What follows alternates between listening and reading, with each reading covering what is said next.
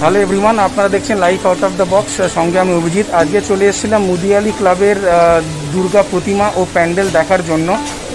আজকে তৃতীয়া মানে কালকের থেকে খুলছে দর্শনার্থীদের জন্য প্যান্ডেল। আর অষ্টমীর দিন সকাল 8টা থেকে বেলা 1টা অবধি প্যান্ডেল বন্ধ থাকবে অঞ্জলির জন্য। পাড়ার লোকজনদের নিয়ে অঞ্জলি দেওয়ানো হবে। আপনারা সময়টা খেয়াল রাখবেন, ওই সময় প্যান্ডেলে ঠাকুর দেখতে আসবেন না। বেশি সময় আপনাদের নষ্ট করব না, আপনাদের দেখাবো ভেতর থেকে কী সুন্দর করেছে মুদিয়ালি ক্লাব দুর্গা পুজোর প্রস্তুতি এবছর।